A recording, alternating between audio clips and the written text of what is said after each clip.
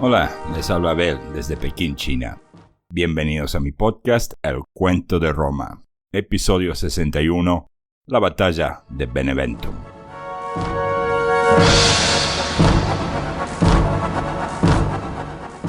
Primeramente quiero contarles que mi ausencia de 5 semanas o 5 semanas y media no se debió a una sola razón, sino a la combinación de 3 razones principales.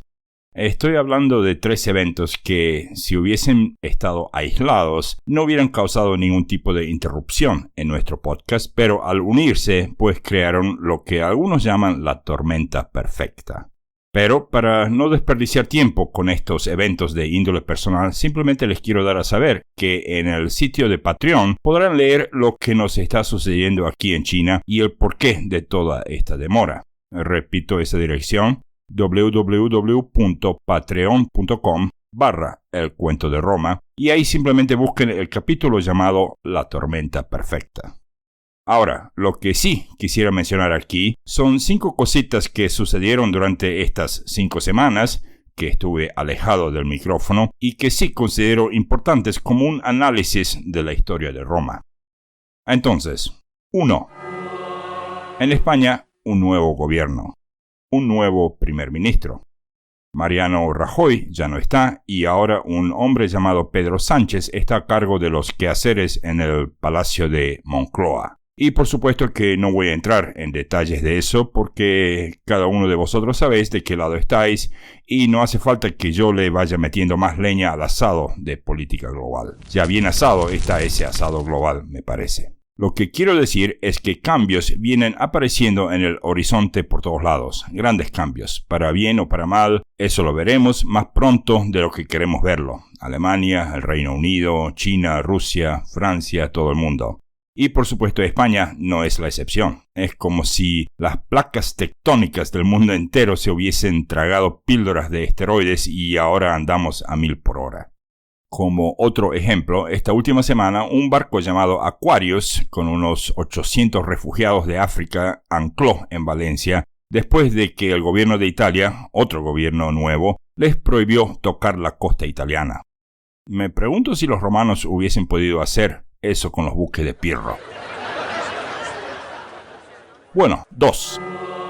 En Guatemala, muchísima gente sufrió a causa de la naturaleza que decidió mostrar su fuerza en la forma de fuego. Así es, el volcán, aptamente llamado el Volcán del Fuego, tuvo otra erupción durante estas últimas 5 semanas y muchas almas perdieron sus cuerpos. Ubicado a solo 18 kilómetros de Antigua, ese volcán supo tener numerosas erupciones durante los tiempos de la conquista de América. Este último 3 de junio, al menos 100 personas fallecieron y unas 2000 personas todavía no sabemos dónde están. Por su lado, Roma también tendrá su propio desastre volcánico y solo estamos a un poco más de 3 siglos de eso. Bueno, 3. El presidente de los Estados Unidos y el dictador de Corea del Norte decidieron verse las caras en lo que ahora es la famosa cumbre de Singapur. Y aquí hay que no olvidarse de que el mismo presidente de los Estados Unidos al mismo tiempo decidió iniciar una guerra de tarifas económicas hasta con las naciones que históricamente hablando son aliados y amigos. Y a modo de comparación, eso sería algo así como si Calígula o Nerón o el emperador Cómodo hubiesen decidido ir a ver al emperador o rey de algún reino bien pequeño en una ciudad un tanto neutral para mantener una cumbre. Y por supuesto la gran noticia no sería el hecho de que ese reino bien chiquito representaba algún peligro directo para Roma, sino que ese reino estaba perfectamente alineado con las agendas políticas de enemigos de Roma, digamos, el Imperio de los Partos. Obviamente la cumbre de Singapur provocó olas de repercusiones por todo el mundo, pero eso no sería nada si no fuese por el punto siguiente. 4. Mientras toda esa farsa sigue capturando nuestra atención diaria, otras cosas más importantes se nos escapan de la mente. La crisis de Venezuela, sigo sin entender cómo eso pudo haber pasado. Yo estuve tantas veces en Caracas y en La Guaira en los 90, y Venezuela era como una superpotencia en materias primas, recursos naturales y hasta en libertades civiles y derechos humanos. Luego tenemos la aparente e inminente caída económica en Argentina, que ya muchos analistas vienen anunciando como algo imposible de evitar en un futuro muy cercano. Luego tenemos la situación de las familias mexicanas que deciden cruzar la frontera a los Estados Unidos en busca de una vida mejor, y ahora el gobierno de los Estados Unidos les quita los chicos a esa gente y mantiene a esos chicos en lugares especiales, algo que a mí me parece como campo de concentración. Y los van a mantener separados de sus padres hasta que un juez estadounidense resuelva el tema de inmigración legal, familia por familia. Comentario personal, qué vergüenza. Y por último, tenemos la situación en Puerto Rico que todavía no se puede recuperar totalmente del daño causado por aquel huracán María, a pesar de que eso sucedió ya hace más de 6 meses. Con todo esto sucediendo y todo al mismo tiempo, de pronto me parece como que el príncipe de Inglaterra, Harry, se casó como hace una década y no en mayo de este año. Y finalmente, 5. En junio empezó el Mundial en Rusia. Y como personalmente soy un fan de los mundiales, yo suelo comparar ese evento con los antiguos Juegos Olímpicos en Grecia. En aquellos tiempos, esos juegos hacían que los pueblos dentro del círculo de influencia de Grecia y que participaban en los juegos suspendían todo tipo de enfrentamiento durante los días de los juegos mismos. Me pregunto si Roma hubiese respetado esa regla si hubiese participado en esos juegos.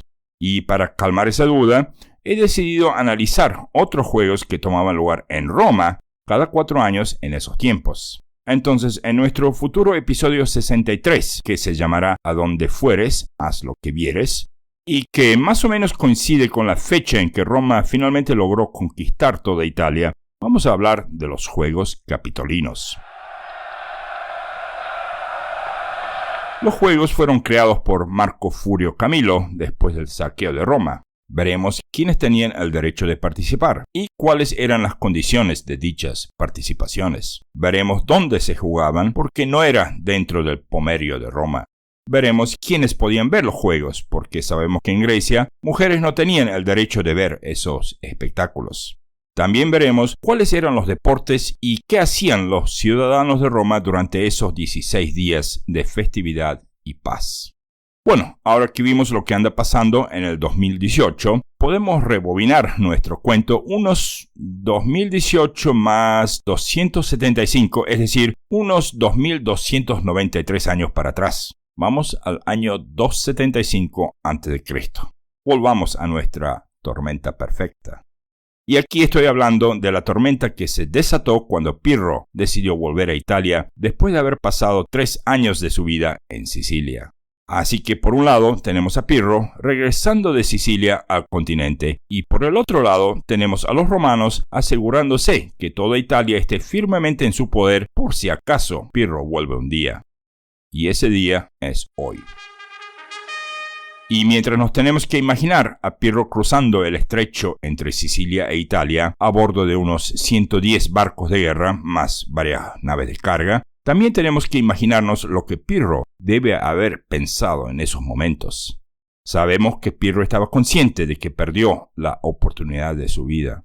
También sabemos que durante semanas ya, Cineas, el famoso brazo derecho del rey, y Pirro mismo hablaban muy poco entre ellos.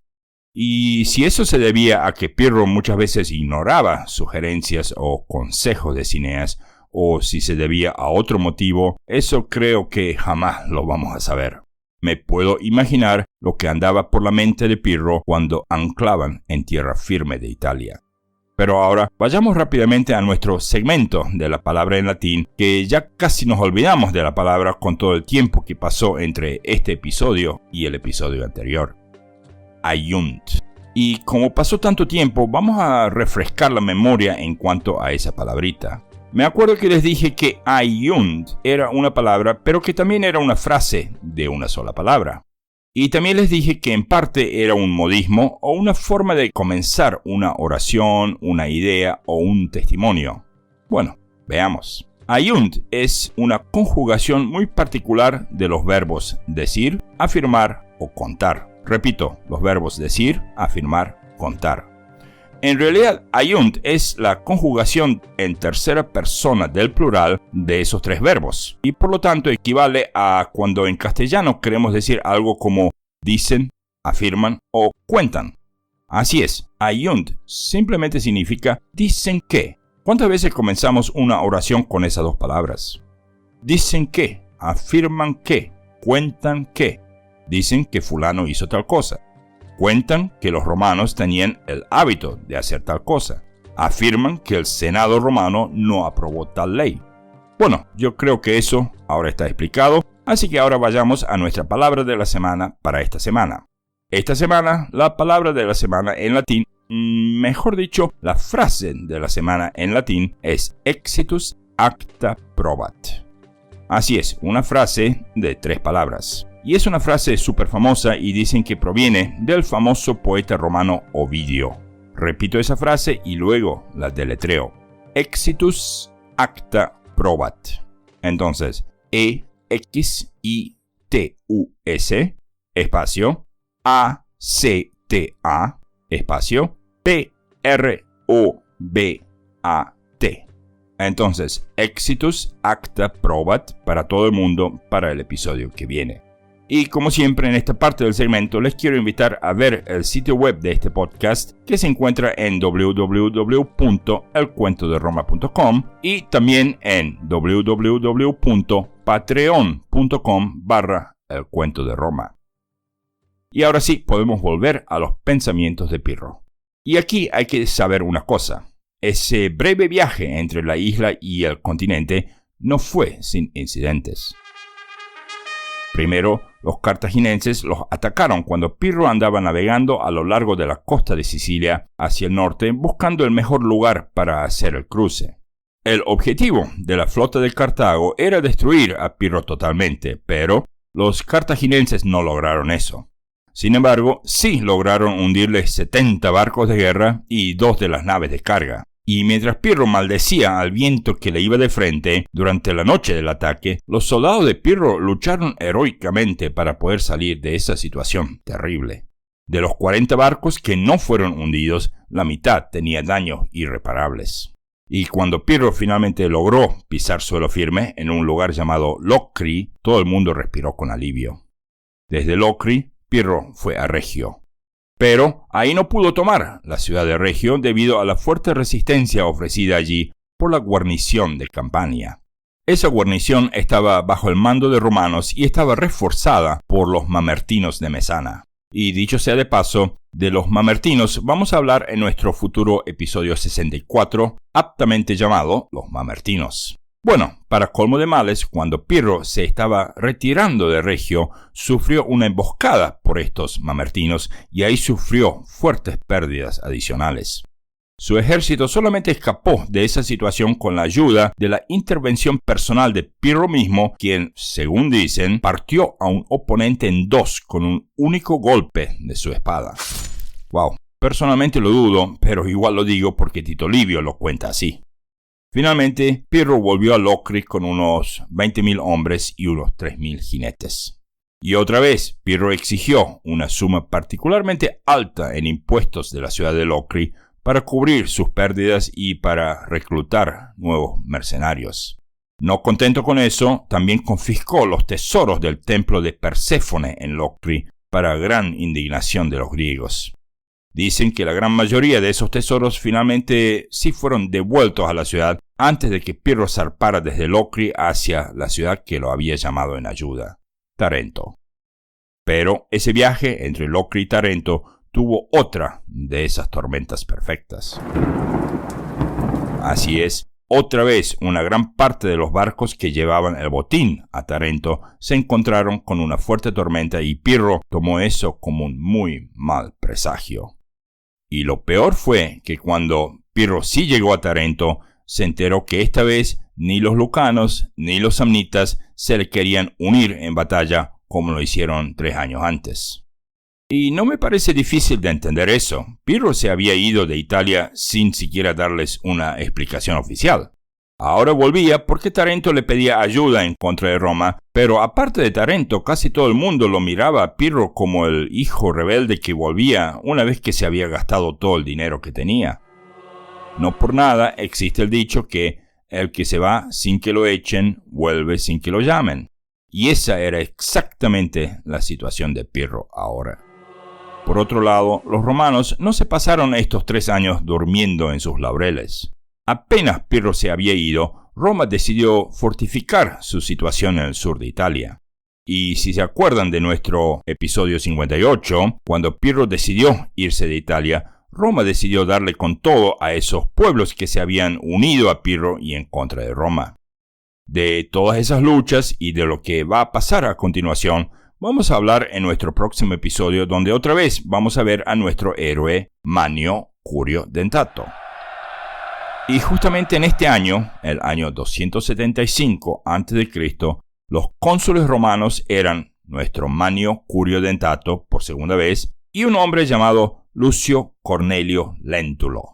En realidad, su nombre completo era Lucio Cornelio Lentulo Caudino, y eso era en referencia a un lugar que vosotros, mis queridos oyentes, probablemente se acordarán de nuestros episodios 37 y 38.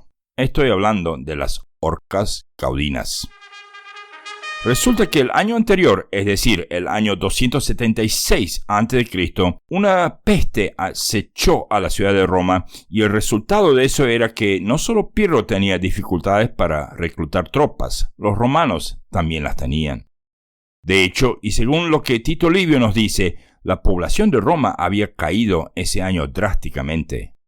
Así es, en nuestro episodio 48 habíamos celebrado el hecho de que Roma ya tenía 300.000 habitantes, pero ahora, menos de 3 décadas más tarde, la población de Roma cayó a 287.000 en el año 276 y a 271.000 en el año 275 a.C.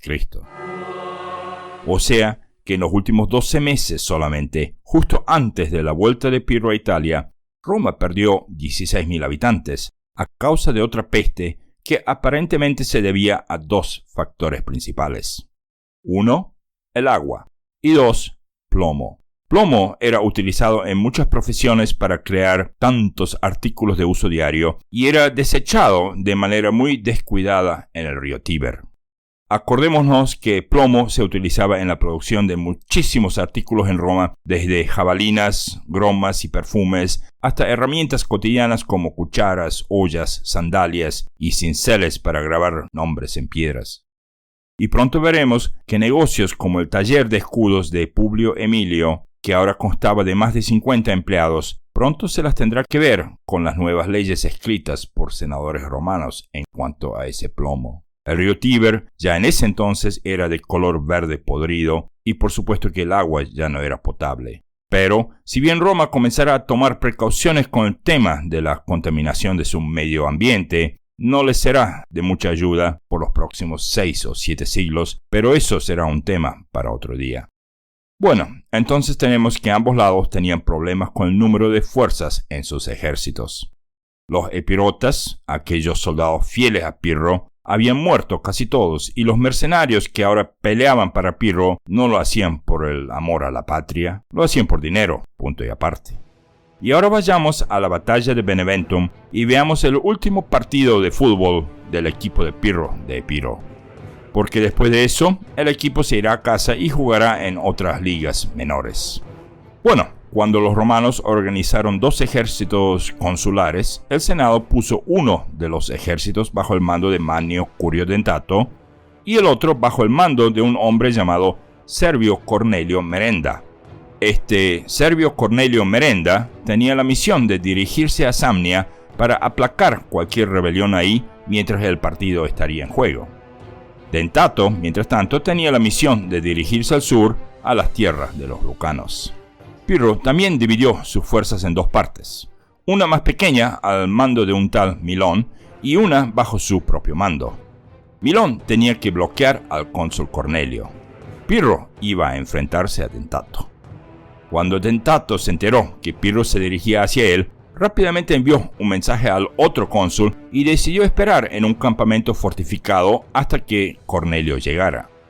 Ese fuerte que había construido era favorable para la defensa y se encontraba en un lugar justo en las afueras de una ciudad llamada Maleventum.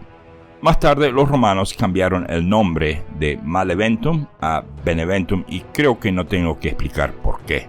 Pirro, viendo que Dentato esperaba refuerzos, llegó a la conclusión de que era mejor atacar a Dentato antes de que llegase Cornelio. Pirro disponía de una fuerza de 13.600 falangistas, 9.000 hoplitas, 3.000 jinetes y 20 elefantes, mientras que Dentato disponía de un ejército consular de 4 legiones. Eso significa que tenía unos 20.000 legionarios, 40.000 unidades de infantería ligera y solo 2.000 jinetes. A ver, Pirro, 13.600 más 9.000 serían 22.600 unidades. Dentato, 20.000 más 4.000 de ligera, 24.000 unidades. Una diferencia de 1.400 en favor de Dentato. Luego, Pirro tenía 3.000 jinetes, Dentato tenía 2.000, 1.000 de ventaja para Pirro. Y después, por supuesto, tenemos los elefantes. Y sabemos muy bien lo que esos animales pueden causar. Eso lo vimos ya, ¿verdad? Y ahora vamos a ver otro de esos errores garrafales de Pirro. Pirro planeó atacar el campamento romano a la caída de la noche, pero erró en cálculos de tiempo y de distancia. El resultado fue que las antorchas se consumieron en el medio de la noche y los guías se equivocaron de camino. Para cuando el ejército de Pirro alcanzó las colinas del campamento romano, el sol ya se asomaba por el horizonte. En una oración, los romanos estaban frescos y descansados, dormidos, mientras que los epirotas estaban hambrientos y cansados. Dionisio de Halicarnaso nos cuenta que los hoplitas de Pirro, caminando toda la noche con el equipo de cascos, corazas y escudos pesados, y marchando por caminos que ni siquiera eran usados por cabras, estaban al límite de sus fuerzas cuando los romanos les salieron al encuentro. Pero los romanos no les salieron al encuentro de inmediato. En realidad, Pirro sí sorprendió a los romanos. Y Dentato tuvo que mandar una fuerza de avanzadilla para parar la vanguardia de Pirro hasta que los romanos se pudieron organizar. Pirro hizo que su avanzada retrocediera y se fue a una llanura a esperar a los romanos. Puso sus tropas en una línea. Los romanos, cuando llegaron, también pusieron sus tropas en una línea con sus 4 legiones en el centro. Ahora sí, después de como media hora de batirse los pechos, gritar y hacer ruido con espadas contra escudos, tratando de meterle miedo al otro lado, el choque se produjo. Y ese choque fue casi idéntico a todas las batallas anteriores. Primero, las caballerías. Luego, las legiones romanas en contra de las falanges de Pirro. Pirro soltó a sus elefantes contra el flanco derecho de los romanos, ya que de ese lado los romanos hicieron mucho progreso. Y ahí fue que Pirro se llevó la sorpresa de la batalla. Los romanos, para parar a los elefantes, emplearon a la reserva del campamento. Eran de infantería ligera y llevaban cerdos. Cientos de cerdos. Y estos cerdos venían untados de pez líquida, o sea, brea.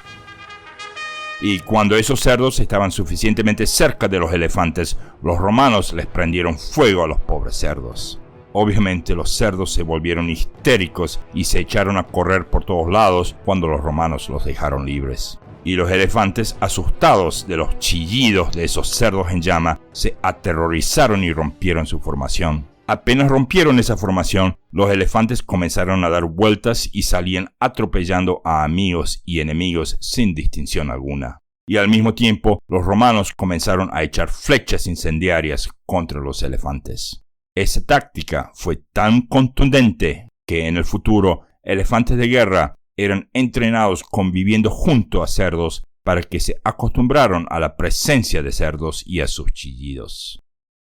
Plutarco relató la batalla de esta manera.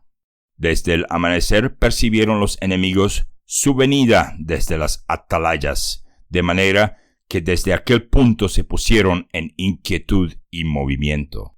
Hizo sacrificio Manio, y como también el tiempo se presentase oportuno, salió con sus tropas, acometió a los primeros, y haciéndolos retirar, inspiró ya miedo a todos, habiendo muerto muchos y aún habiéndose cogido algunos elefantes. Ahí lo tenemos. La estampida de los elefantes causó tal desorden y descontrol de ambos lados que tanto los romanos como Pirro decidieron retirarse de la batalla. Los romanos perdieron 6.000 soldados y los epirotas 9.000 y 2 elefantes. Los romanos capturaron 1.300 prisioneros de guerra y 8 elefantes de Pirro. Los romanos también capturaron parte del tren de bagajes de Pirro, y eso en práctica era igual a una victoria. La batalla de Beneventum había terminado en menos de 4 horas.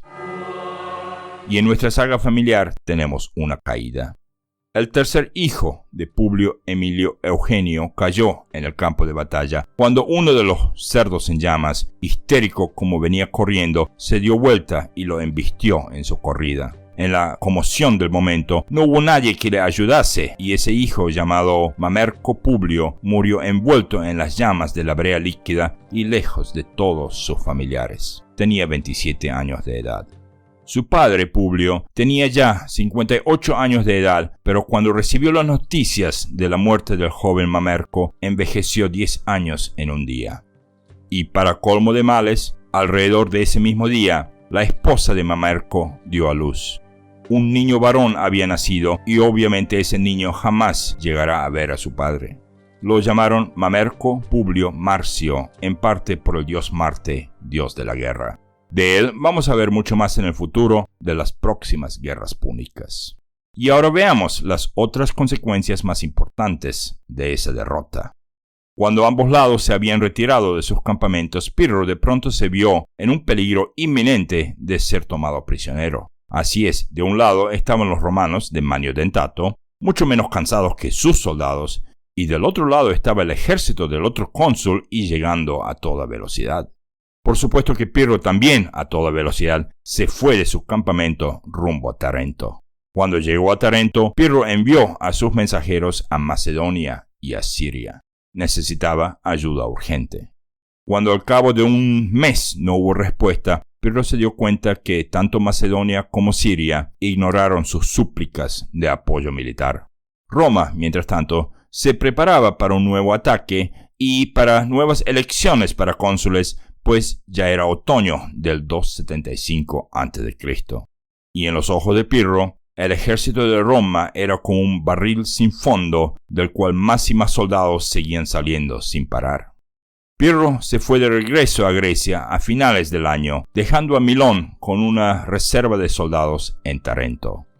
Sus barcos anclaron en Grecia en el 274 a.C., tras una ausencia de 6 años. Solo 8.000 de todos los soldados y 500 de los jinetes que habían salido con él 6 años atrás lograron volver a ver su patria. Pirro traía consigo tan poco dinero que no podía emprender ni la más mínima de las empresas militares. Estamos al final de las guerras pírricas. Ahora, todo lo que nos queda ver es qué fue lo que le pasó a Pirro después de haber abandonado su sueño de conquistar Italia o Sicilia o África o Libia o todo el mundo al oeste de Grecia. Al final, Pirro no conquistó nada. El final de la vida de Pirro lo vamos a ver en nuestro episodio próximo, pero eso no va a ser el foco principal de ese episodio, porque nuestro foco va a permanecer aquí, en Italia. Tarento todavía no se daba por vencido, y veremos cuándo va a cambiar eso. Pero sí, vamos a tener a nuestro héroe, el ya famoso Manio Curio Dentato, como el foco de ese episodio, porque Dentato se las va a ver con uno de los últimos pueblos que aceptaron la autoridad de Roma en el sur de Italia. Estoy hablando de los lucanos. Y es por eso que nuestro próximo episodio se llama Episodio 62, Dentato vence a los lucanos. Gracias por escuchar y hasta el episodio que viene.